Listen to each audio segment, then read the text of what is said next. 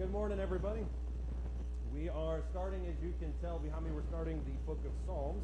This will be a noticeable change of pace from the last quarter. If you were in our Sunday class last quarter, I started off every single class with about 1,000 questions, and every answer I got back, I said, well, you never really know about that. So it was very introspective. It was very penetrating, very deep. This one will be deep, but in different ways. This is going to be just strictly a book study on the book of Psalms. We're going to take it, as we'll talk about in a little bit, we'll take it very categorically. So we'll look at Psalms of penitence, we'll look at Psalms of abundance. One thing that we are going to do every single class, except for this one, is we're also going to sing a song in our songbook that reflects the type of psalm that we're studying that day. And so that's where we'll start next week as well. We'll study like the book of, we'll study like the penitent psalms. We'll find a song in our songbook beforehand. I won't just ask everyone to find it for us.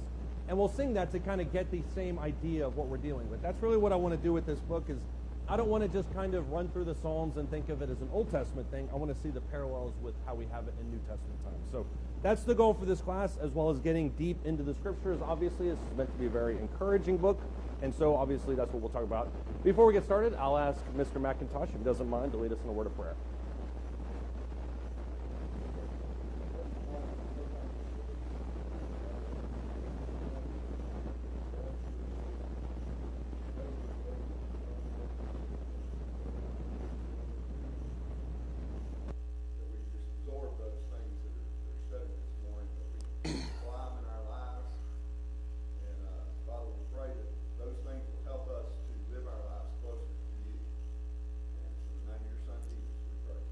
Amen. Thank you. Let's open up the class with kind of a general question. What is the value in a book like Psalms? We're not going to ask what are Psalms. We'll get to that in just a second. That's almost always the question I ask at the beginning. But what's the value in a book like Psalms? Why is it even there?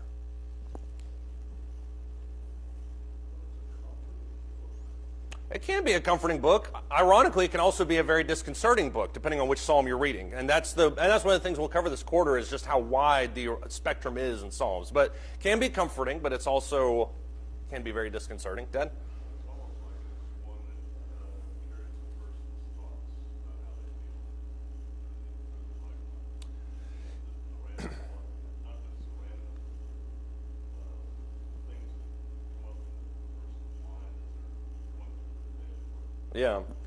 Yeah, that's I think an important point too. We talked about, I think it was 2 years ago, we did David's Psalms, which is kind of a branch off of this class. But that one you could kind of chronologize. You could kind of go through his life chronologically, and you could find the different events and how the Psalms kind of matched up with his events. You can do that with somebody like David. Can't really do that with Solomon or Moses, who didn't write a ton of them, but somebody like David, where it's specific, you certainly can. And I think in the same way, you can kind of ascribe it to your own life, for sure. What else is the value in a book like Psalms? Yeah. Something I've learned reading the Psalms is that, you can be reading one chapter there, and it's almost like it shifts back and forth to all these good things to these kind of negative things. Yeah. Sounding negative. Yeah. This kind of shows me that nobody's life's going to be perfect all the time, and yeah. there's going to be struggles for everybody. But yeah. God is always there, and He's always in control. He is, and I think what you said there at the end specifically is kind of one of the main benefits of Psalms is remembering that God is always there. I think sometimes when we go through these dynamic variables in life where we're up and down, we oftentimes resort to, well, I'll just kind of go look at, I'll go ask my friends, or I'll go dive into self-help books or things like that. And universally, what you see in the Psalms is every single emotion that any human being can have has a psalm or parts of Psalms that are ascribed to it.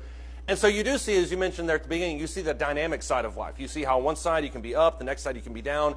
You also see, I would argue, some very raw emotions in the book of Psalms. And there's also Psalms that are about that as well. So kind of the overarching theme, at least for me in the book of Psalms, is that whatever expression and emotion you have, you'll find a psalm that corresponds with that. That should breed, as you mentioned, some kind of familiarity with it. I'm not alone. This isn't just me that feels this way.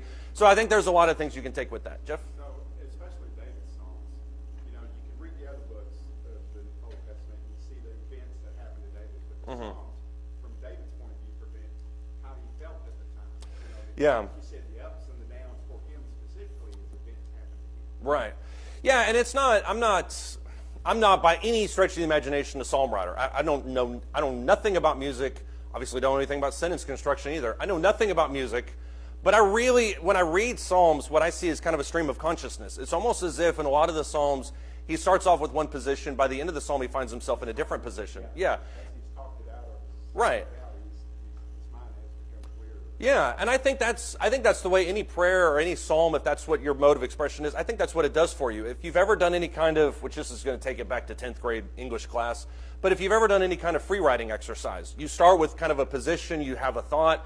By the time you get 6, 7, 8 pages deep, you're on a completely different tangent. And it's that form of self-expression that finds itself, or that form of identity or whatever you're looking for that finds itself through unhinged self-expression. The thought starting doesn't change the starting. Right. Like it's a random shift. Exactly. He figures things out or builds upon something. Yeah, and that's an important point to bring up too, is that the Psalms are not chaotic. It's not as if David did a free writing exercise, but if you start at one point, you can see the progression from point to point. I think that's the important thing. Anybody else have any thoughts or comments on that? Why is a book like Psalms important? Sandra?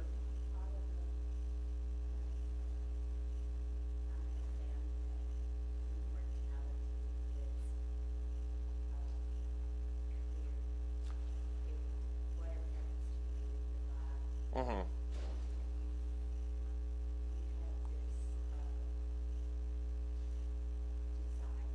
Mm-hmm.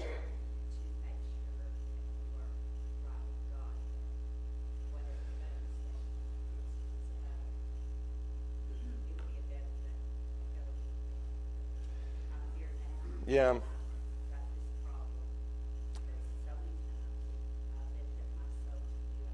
Yeah.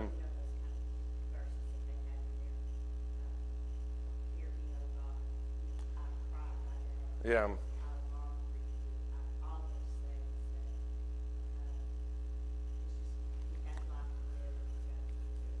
Yeah, that one especially hit a little too close to home. I entered my 30s a million years ago, and there's an existential crisis that everybody happens when you realize you're not going to live forever. And so the struggling with mortality, I think, is a big issue, because you do see that in the Psalm several times, where it seems like he's talking about life, and he's talking about the joy of being with God forever, but then you're still dealing with the stuff here. And you don't really want to leave and go be with God just yet. You still are struggling with things, because there's things and people obviously here that you love.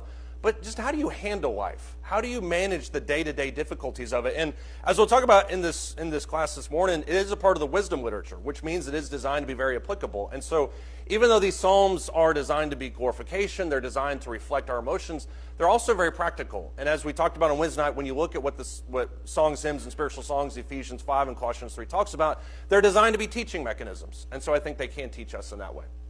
Does anybody else have any thoughts before we move on? Yeah.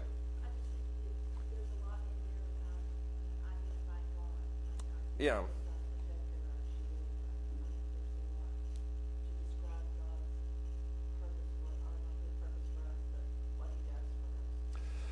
Yeah, in that sense, it's kind of the inverse of what Jeff was talking about earlier. It's not as much self-expression as much deity expression. It's understanding God's relationship, and who God is. And understanding that relationship helps further define both him and us. So, I mean, a lot of people argue, what's the use of something like prayer if God already knows what we're going to talk about? Well, you could argue Psalms are the same way. Why do we constantly tell God how great he is? Well, in a lot of ways, it's not for God's sake as much as it is for our sake. So it's our understanding of who God is. So I think those are all great ideas. Let's kind of get more practical with it. What are the Psalms? If you were to describe it in a sentence or a word or in a short paragraph of less than 1,000 words, how would you describe the book of Psalms?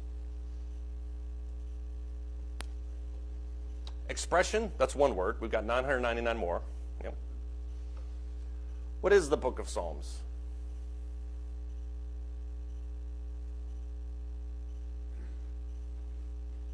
Yep.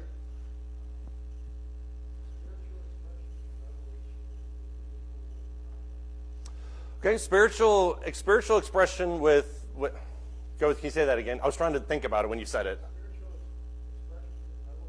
Right. Spiritual expressions and revelation with the musical content. Right. I'm gonna write that down just a second because that actually is really good. There's 3 parts to that, and you're right. It has to do with revelation, it has to do with expression, but it also has to do with content. It's a form of what it's taking place as, which is going to be what we talk about here in just a second. But you're right. It's a style of expressing yourself. How else would you define the Psalms? At its core, it's a book of poetry. I think that's something all of us can kind of ascribe to it. Why is it that we choose to express ourselves through something like poetry? Because poetry is different than prose. Prose is full-on paragraphs. I'm just kind of writing a story, narrative context. I'm just kind of writing about things. Why do we engage in poetry in any capacity? Likewise. Yeah. People have said the word that to me that strikes over this a few times. Poetry, humans are a multifaceted being. Right. As modeled after our Creator, and so we have many facets to us, many things that make us tick. And poetry, when you think about versus other forms of literature. Mm-hmm. Yeah. And there's almost no other way. There is no other way in literature that has the ability to describe a feeling or an emotion, an overwhelming, whatever that is, that's occurring to a person at a moment. Right. Take a snapshot. And other forms of writing don't have it. Yeah, I think it was, I can't remember if it was Mark Twain. It's almost always Mark Twain. The best quotes are almost always his. But I think it was Mark Twain who said, I would have written a shorter book, but it would have taken me longer, or something along those lines. And trying to compress your thoughts into fewer words is a challenge in and of itself. And prose allows you to just kind of ramble and ramble and ramble, whereas poetry, as we just had exemplified here with that one-sentence description of it, poetry forces you to compress your thoughts and your emotions in a way that not only expresses yourself, but other people can relate to. I'm not a poetry aficionado. I don't read poetry. It's not my thing. But when I have engaged with poetry, especially ancient poetry, I find it to be very fluid. I find it to be very beautiful and emotive. So I think that's part of why we have it in our books, too. Keep going. Unique way of taking, this is all relative, but using a few words, Right. capturing vast ideas, Right. and painting huge landscapes and pictures in your mind. Yeah. And the unique thing about it, too, is you can have the same 2-sentence couplet, and 100 people can look at it 100 different ways because it's such kind of a kaleidoscope of thoughts and emotions, if you will. Curtis? It seems to me that it's a form of art that involves rhythm, rhymes, literal literature type of combination of words that are, for lack of a better term, flowery. Yeah. It's a form of art that shows us that spirituality includes artistic endeavor. Right. Much like the Song of Solomon shows us the relationship between a man and his wife. Right. It's beautiful that God intended us to have that as believers and faithful men and women of God. Right. We can conform ourselves to these things which God intended, which are beautiful. Right. Yeah, first off, you broke my number 1 rule, which is we never mention Song of Solomon in any class where my parents are present. That's a number 1 rule in anything I ever do, because it gets really awkward at that point. But as you mentioned, too, and I think you hit on something that I also want to talk about throughout this quarter, is that the nature of Christianity is not, it is objective in that we follow his commandments, but Christians aren't robots. As Sandra mentioned earlier, we struggle with things. We have moments of euphoria. We have moments of deep depression. And any Christian that says, well, you just need to have more faith, or you just need to read the Bible more. Yeah, you probably do, but that doesn't mean that you're not susceptible to the emotions of a struggle-filled life in terms of following God. And I think we need to kill that stigma that somebody who struggles with emotions is a weaker Christian in some way. Because as you see in the book of Psalms, David struggled just monumentally across the page, every different facet of it. And we can relate to that. And I think that should encourage us in a lot of ways. What's the defining nature of poetry? On a simplistic level, what's the defining nature of poetry? At least in modern day terms. Something I would write, let's put it that way. Yeah.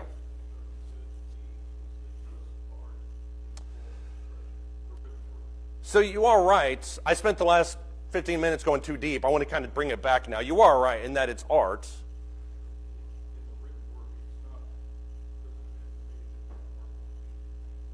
Right.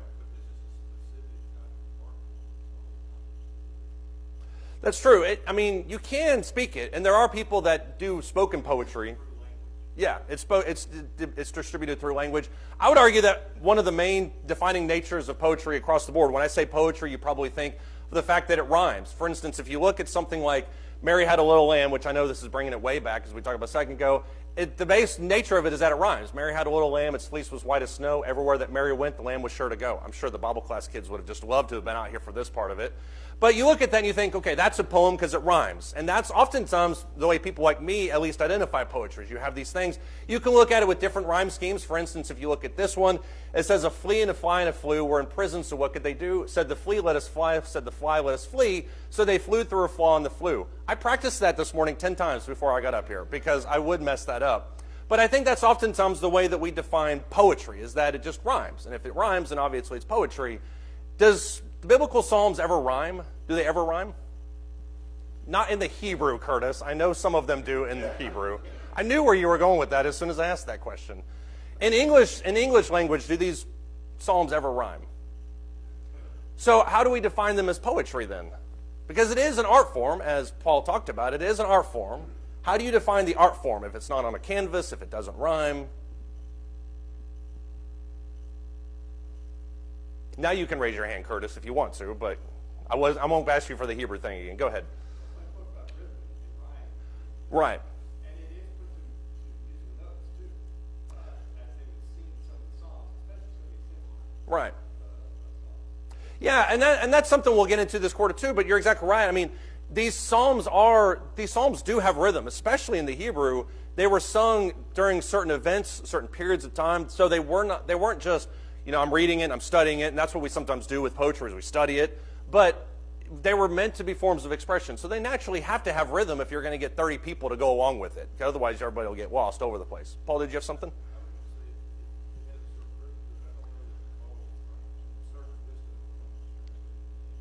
Right.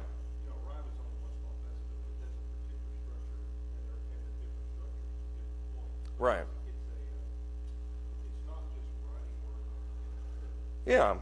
It's kind of one of those things you know it when you see it. You see it and you think, okay, this has some kind of different stylistic avenue to it. Levi, sorry. No one would accuse the Apostle Paul of being a poet with his run-on sentences. Right. There has to be where rhythm has been used, there has to be a pattern. Usually there's a pattern to the sentence structure. Right. You notice in the examples you have up there, you've got these very short, similar length statements. Yeah. That's usually a thing here. Yeah, it's as you mentioned, maybe a word kind of go along with pattern is a cadence. There's a cadence to it, yeah, and so there's a style to it, and it has shorter ones. And even Paul himself, I can't remember how often he does it, but I'm thinking of at least two in specific where he references not Old Testament psalms necessarily, but a psalm that the early Christians would have sung. And you look at it, and besides the fact that it's indent in our Bibles, you read it and you're like, okay, there's a rhythm to this that I need to pick up on. So you can see it for sure in those ways.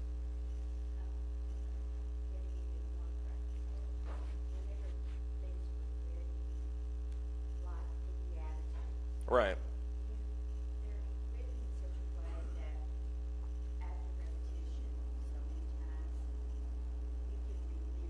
Right.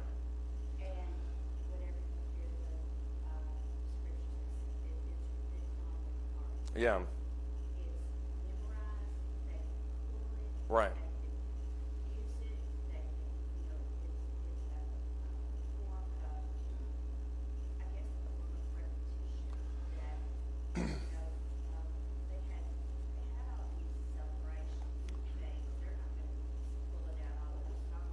Yeah.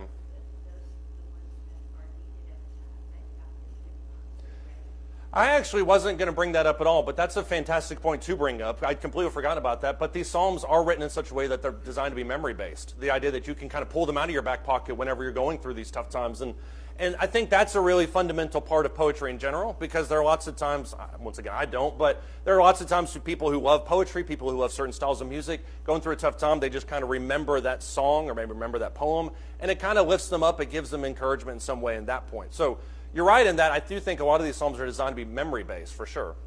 John? Go along with what Sam and Brandon were saying. Notice, read through the Psalms,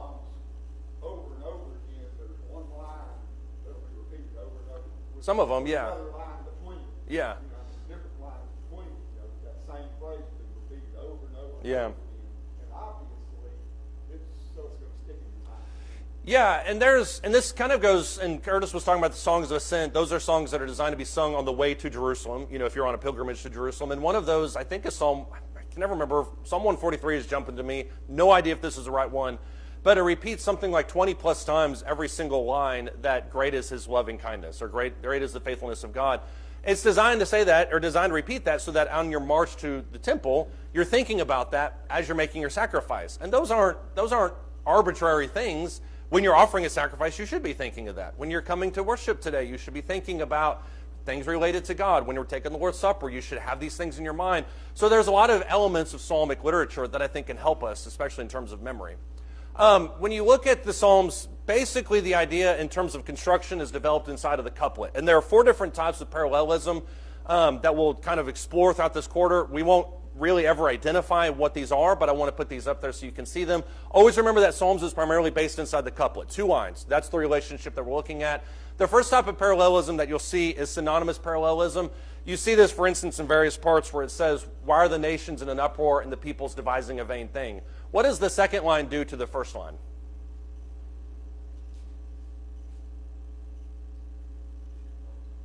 It explains it, but how does it explain it?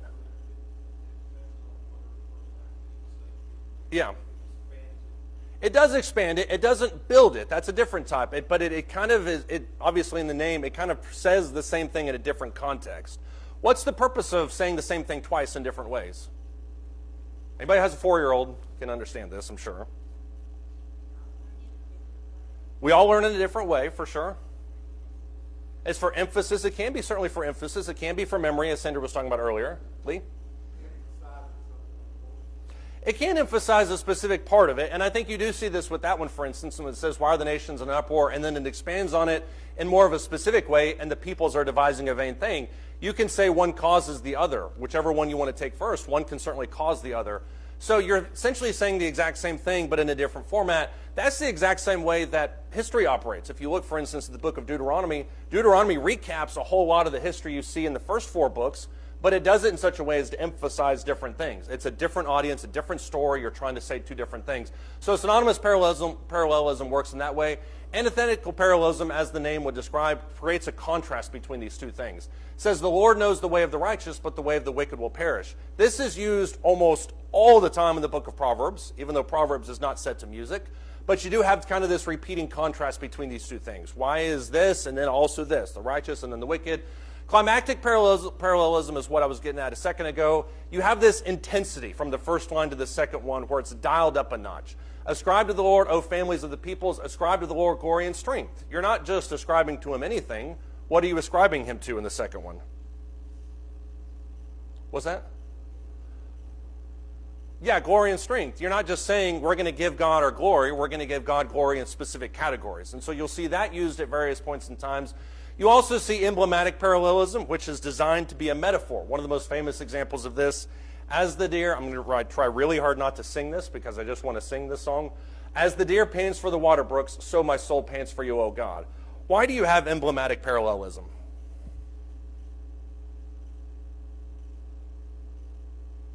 Why do you use metaphors and then why do you have descriptions, Joe? It is something they can relate to. I'm not a hunter, so I don't ever really see deer unless they happen to run in front of the highway. So this is not something... You what? They got to have water to live, for sure. Yeah. This use of language is similar to mine. I mean, exactly the same reason why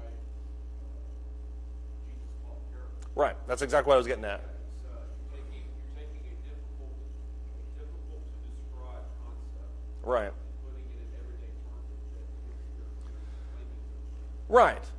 If the argument is, I need to thirst after God, well then, what does that mean to thirst after God? Does that mean every couple hours? Does that mean every day, every couple weeks? What does that mean? I need to go after God. And I think putting it in form of a deer that is panting for it and looking for that river stream, that paints a different way, but at the same time, you have to have that explanation. Jesus did this with parables, as you mentioned. They would say, the apostle said, "Why is it that you speak to them in parables?" Jesus said, because To them it has been given to know, or to you has been given to know, but these people, they're not with me all the time. They need to have these explanations in ways that they can think about. So metaphors play a huge role in that as well, and I think that's important too. Does anybody have any thoughts or comments on that? Yeah.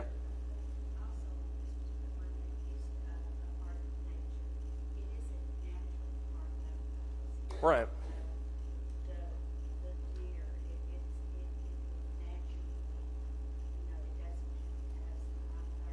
Right.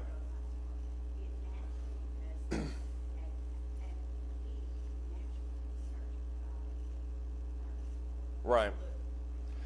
Yeah.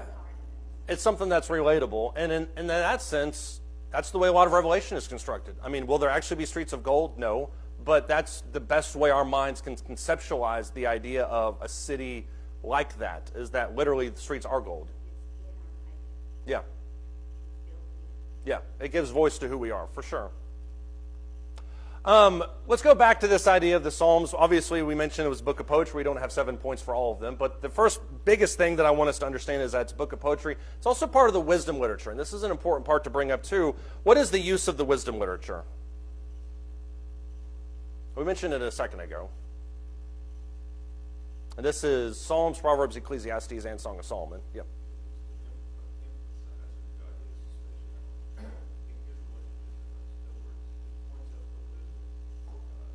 It does. It reveals wisdom. We'll talk about that a little bit during the lesson this morning. It does reveal the wisdom of God and show that relationship. I do think that's important too. Curtis?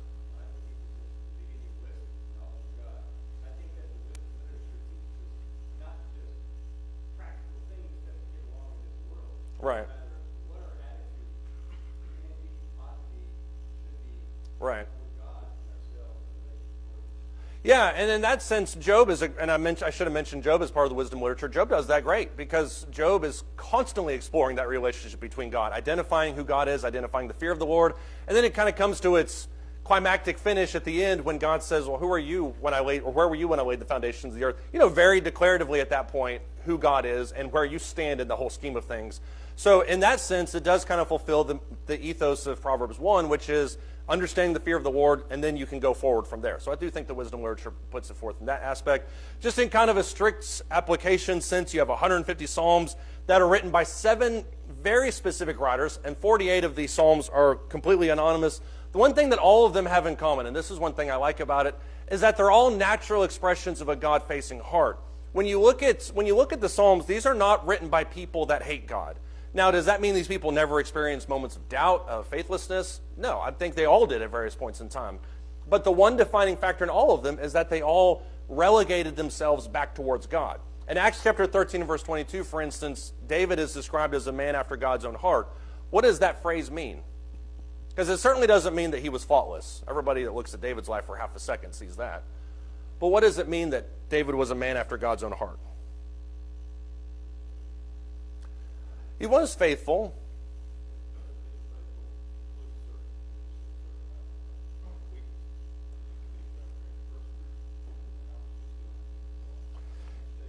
Yeah, you certainly can be a faithful person and still have flaws. David is the poster child for that type of life. Nobody's arguing that for sure. It does demonstrate his faithfulness. Lee?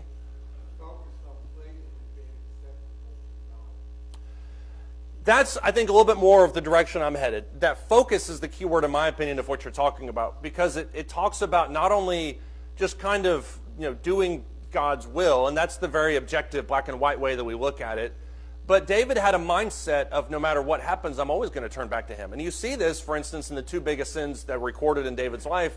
When Nathan confronts David about his sin with Bathsheba, his very first statement is, I'm going to turn back to him. That's essentially what he says. When the sin with the census takes place, he has the exact same reaction. And so it's not as much, and I'm trying to word this very carefully, what you do matters, but the position of your heart oftentimes determines what you do. If your positioning of your heart is anti-God, like Solomon's was, who looked after advisors, all these different things, you're going to go one direction. But if you're constantly facing towards God, then whether you sin, whether you're righteous, you're always going to find your core inside of who God is. And that's what the Psalms are. Yeah. I think it's important to look, too, at David when he lost a child. Yeah. At his response to that. Right. Because he knew why. Yeah. And Right. He wasn't blaming God. He could have, I mean, a lot of people in that case would blame God. Right. For that and everything. He didn't do that. Yeah. He knew. He knew why. That old story for me of David especially with his son, that's a really hard story for me to talk about. But you are right in that his disposition after that happens, I think, is really noteworthy because David doesn't blame God. He goes on the floor and he fasts for a certain period of time. But then once it's done, he says, he can come back to me, or he can't come to me, but I can go to him. Which shows what his posture always has been, the eternal perspective of life, that it's not just, 70 plus years, and that it's also designed to be a hope. There's still hope and forgiveness intact. Joe, you had something? Right. Right. And I mean, and always looking for that. The part where people get messed up in terms of Christians, at least from my understanding, is when we just kind of throw everything out the door. We say, well, I messed up and I sinned and I'm just going to leave God because he doesn't care about me anymore. As long as your posture is always facing to him, it doesn't really matter how far away from him you get. You can always find your way back. I mean, we all need that prodigal son moment where we're sitting in pig slop and we think, and it says we come to our senses. We all can have that. It doesn't matter where we find ourselves as long as we have that posture of our heart. Sandra?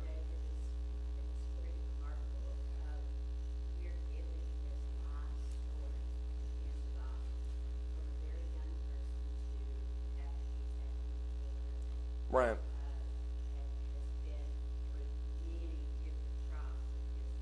Mm-hmm.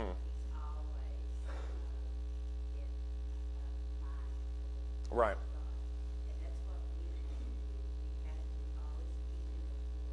Right. Right. Oh.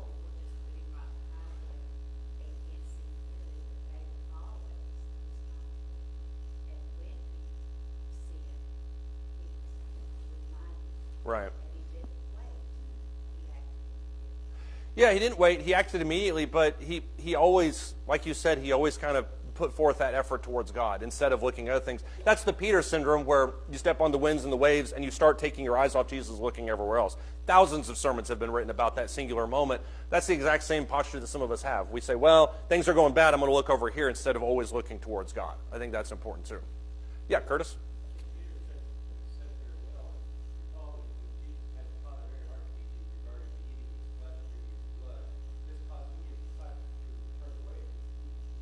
Right.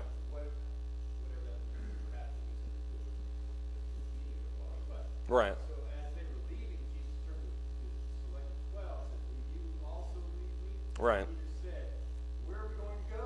Yeah. Thou hast the word of life. Yeah, there's no other place I can go to find any of this. So the only position that I have is facing towards God. It's a very do or die kind of mentality, but that's the type of faith that God asks us to have, is that we're gonna throw in our lot with God 100%, and that we're gonna go wherever that takes us. Yeah.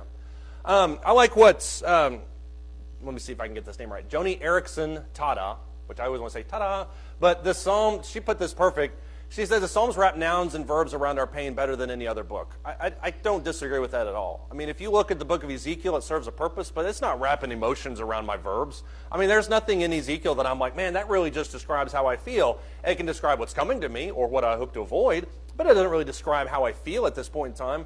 And in that sense, I think it kind of fulfills, and the book of Psalms does, passages like Romans chapter 8, verses 26 and 27, where it talks about how sometimes we have groanings that are too deep for words. We don't really know how to express ourselves. The Psalms kind of fill that void. In James, the 5th chapter, in verse 13, when James says, is anyone among you cheerful? Let him sing psalms. I think he is talking in some sense about this, but he's just talking about moments of joy and happiness and glory towards God in general. But it's talking about a very natural expression of our relationship to God. Does anybody else have any thoughts or comments? Why do we love the Psalms so much? They're always almost universally ranked in BibleGateway.com, every other poll, as number 1, 2, maybe 3 sometimes if it's an especially difficult year. Always the most popular book. Why is it that we love the Psalms so much? Relate to it. I mean, things going on there, like I said a while ago, the changes there, the trial, the bad things going, Mm-hmm. but there's always good. There always does seem to be hope. No matter where the psalm begins, there always does seem to be hope at the back end of it, or maybe baked into it somewhere. And so you're right, there They're always hopeful, but they're always relevant. They're always applicable in that sense. Yeah, Lee? Full of God's wisdom and understanding of who He is. Yeah, they describe our relationship with God. I mean, they help us understand more about not just what He does and what He says, but who He is, I think for sure. Paul?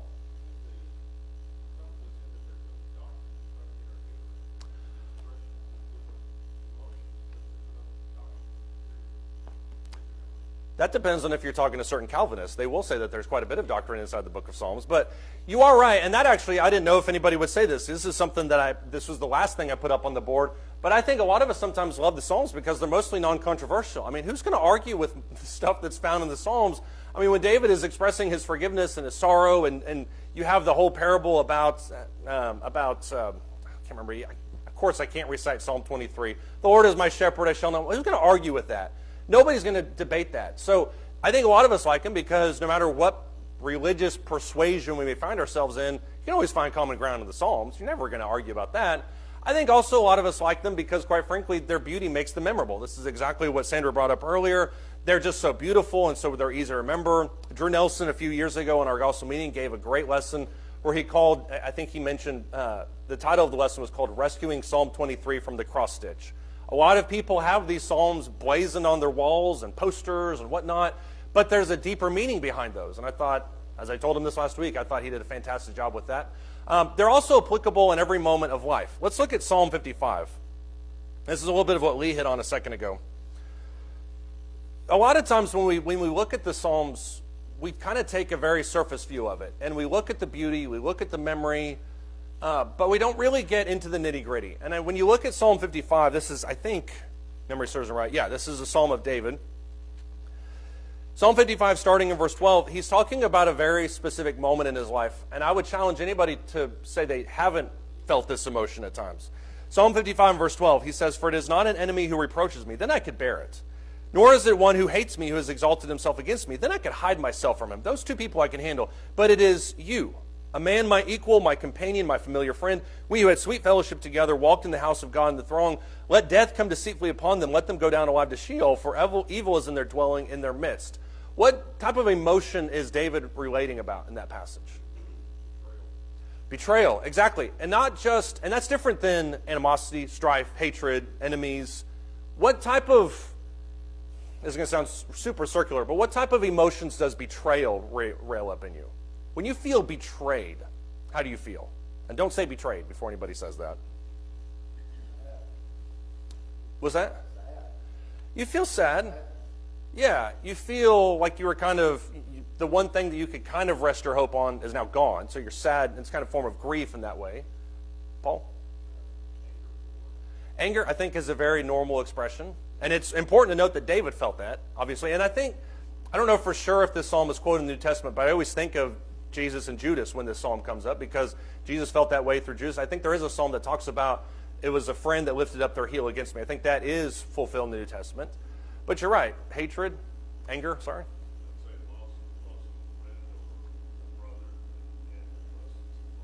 Yeah. I think that the loss of trust, the loss of a brother, the loss of a friend, somebody you thought you could count on that isn't there anymore. I think you also feel like you were made to be silly, you were tricked in some way. There's a lot of emotions that kind of come into this idea of feeling like you were betrayed. And we don't oftentimes ascribe to the Psalms this idea of betrayal, but all of these emotions are in there. And this is just one of thousands that you can find in there. As you see up on there, it's deep enough to touch the soul. I would also argue that it's specific enough to sometimes give our thoughts a voice, but even sometimes when we're scared to admit these types of things. Let's go to Psalm 69. Emotions that we feel sometimes when we know we feel them. I mean, maybe we're feeling a period of hopelessness and faithlessness, and we don't want to admit it. And I'm not going to pick on these two guys necessarily, but we don't want to admit that we're going through a period of faithlessness because we're an elder. And after all, if we're an elder, we're supposed to be rock hard. We're supposed to be strong. We're supposed to be the pillars. And if I go to somebody in the congregation and say that I'm really struggling with the period of my life, then I'm going to hurt their faith because after all, I'm supposed to be the one that's strong. You can ascribe this to whether or not you're a father, whether or not you're a son that is going through maybe your family's going through a tough time. But we don't oftentimes want to give voice to our emotions because of the ramifications, whatever those may be. Psalm 69 gives a voice to those types of things. In verse 1, He says, "Save me, O God, for the waters have threatened my life. I've sunk in deep mire. There's no foothold. I've come into deep waters, and a flood overflows me. I am weary with my crying. My throat is parched. My eyes fail while I wait for my God. Those who hate me without a cause are more than the hairs of my head. Those who would destroy me are powerful, being wrongfully my enemies. What I did not steal, I then have to restore." Quick show of hands. Who here identifies with what Psalmist said in those 4 verses? Anybody? Literally just me. Anybody else feel that? I think we all feel that. What type of thing is he saying there in those first 4 verses? Yeah, I'm drowning in my tears. And it's one thing to write that in your diary that's locked up, and that's not a slam on diaries. Hannah keeps one, so that's what I was thinking of. It's one thing to write that in a place where nobody's going to see it. It's quite another to have that immortalized in a book of literature that people will be reading 3,000 years later. That takes a lot of guts to admit for any person that they're struggling with their faith, that they're vulnerable, that they don't really know where their strength is going to come from. And so when we think about the Psalms, those are the things that we need to think about, the wide gamut of emotions that are expressed in there, oftentimes things that we don't really even want to admit to ourselves. What makes the Psalms so hard then? Because we oftentimes stop at the beauty. We don't really go deep. Why do we not go deeper?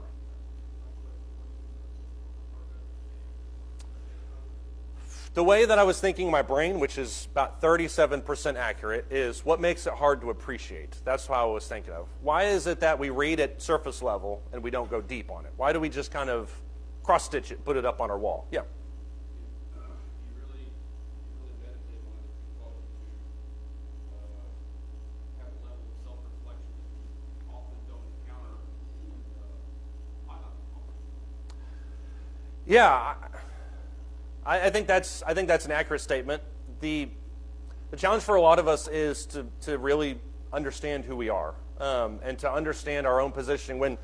And we brought this up last week, but when Paul says, "Work out your own salvation with fear and trembling," a lot of us don't want to, because we're happy with the twice weekly service. We're happy with leading singing every other month. We're happy with the persona that we've built around ourselves, and any kind of introspection challenges that, and by necessity forces changes. We don't want to do that. And so I think in a lot of ways we don't want to investigate the Psalms because we don't want to feel those emotions. We don't want to make those changes. We don't really want to see ourselves as God sees us. So I think that's a little bit of what you're talking about. What else makes the Psalms so hard?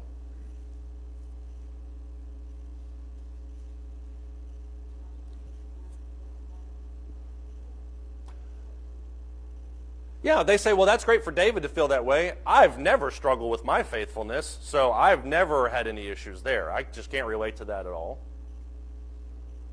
There was a sarcasm asterisk on the end of that, but yeah. I think that as we search the scriptures, we look for sometimes we study the scriptures, look for truths, for evidence, for powerful arguments and things like that. And that's the level at which we're searching it. And as we look at this, Psalm 69 is very, very personal. Right. And we aren't looking for that. We're looking for truths. Yeah.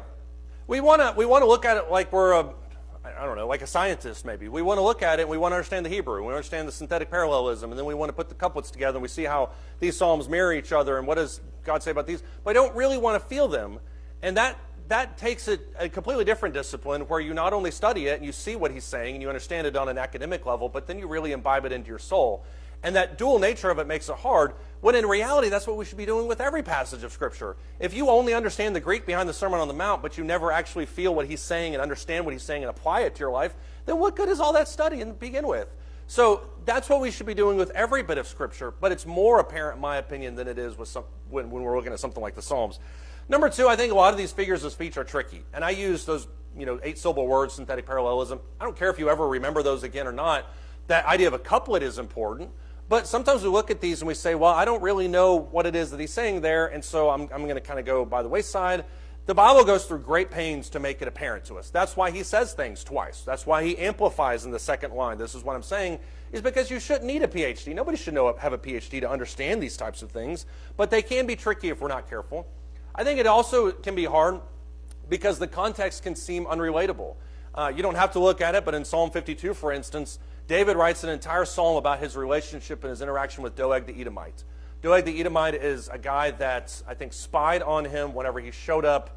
When he was running from Saul, he was hiding in a specific place in the temple. Doeg the Edomite ratted him out to Saul. So David writes an entire psalm about, well, I won't say about how much he hates the guy because that's not really accurate.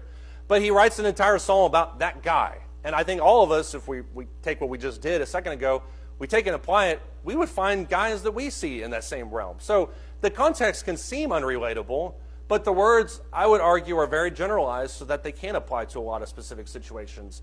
And then finally, I would say that they're hard because they expose how we really feel. And this is what Levi was talking about at the beginning. Look at Psalm 44. We're going to be doing a lot of this. So if you are not a fan of feelings, then I would encourage you to change your mindset Sunday morning around 9:25. It will be a study. I'm not going to say that we're just going to get in here and hold hands or anything like that. But I do think that this challenges us on a different type of level than academic. Psalm 44, starting in verse 4.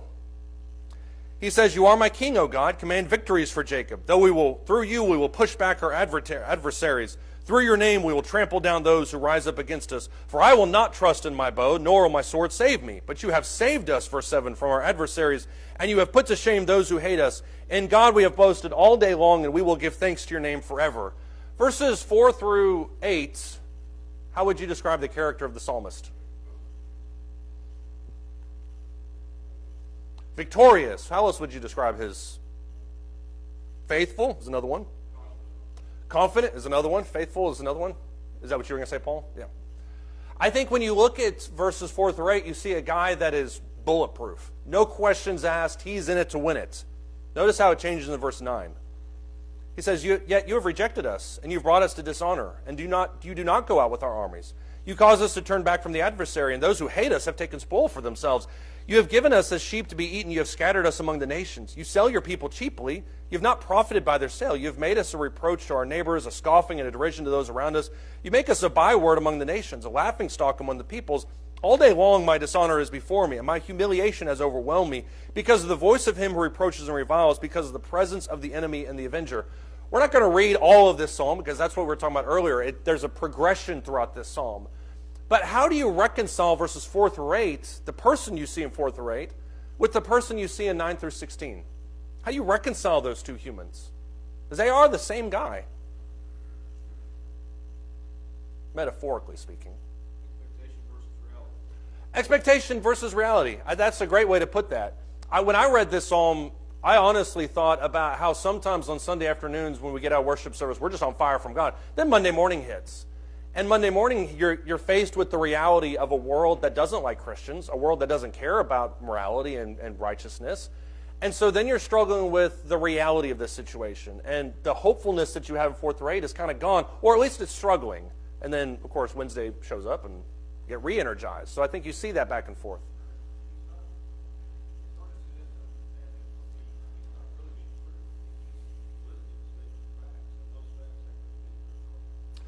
That's true, but those two, to be the devil's advocate, those two series of facts are contradictory. How can you be faithful in something knowing that God has given you up, you know? And of course, there's more to this psalm than what we're reading, but I do think you have the two sets of facts, but oftentimes they don't really seem to go together. Yes, it is manic depressive bipolar disorder. We're going to just stamp that on there and we're going to move on with our life. Therapists would have a field day. It is.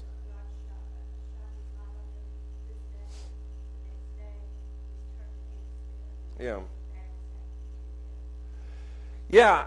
Specifically in this psalm, from my understanding, it's the idea of an individual versus the group. I am strong with you, but as I look around me, that's not really the case, and so you're giving us up. And so it's kind of this plea for God to remember the righteous in the midst of all the wickedness.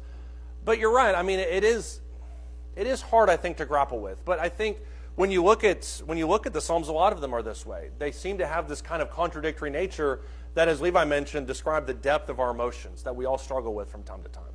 I just think this is something worth thinking about. Yeah. Well, I think you got to ask yourself too. When he says you have rejected us, has God really rejected him, or is that just And that's the other thing of it. When Jesus says on the cross, "Why have you forsaken me?" I don't think the point was that God actually forsook him. I think the point was that he looked very forsaken to everybody else. So I think that's a great point to bring up. It can look something or one way and not actually be that way in reality. I think that's a great point. Lee, I'm going to give you props on that one. Like Paul says, for us to endure to the end, and that's what he's talking about here. We just got to keep on enduring what we face in reality. Right. Because the reality of the situation doesn't imitate what you're feeling inside of you. And whereas you're feeling strong, the reality is the world is telling you that you shouldn't feel strong. And so how do you weather that season? How do you maintain your faith in a period of time where it's everything around you is telling you that you should just give up? Focus on who God is. That's true. But also, alongside that, realize that the world doesn't dictate your faith. What you see doesn't necessarily dictate your positioning towards God. I think that's a part of it too. Yeah, Sandra?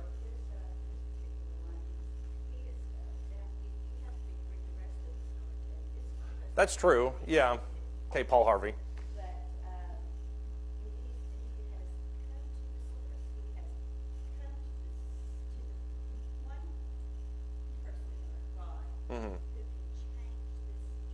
Right.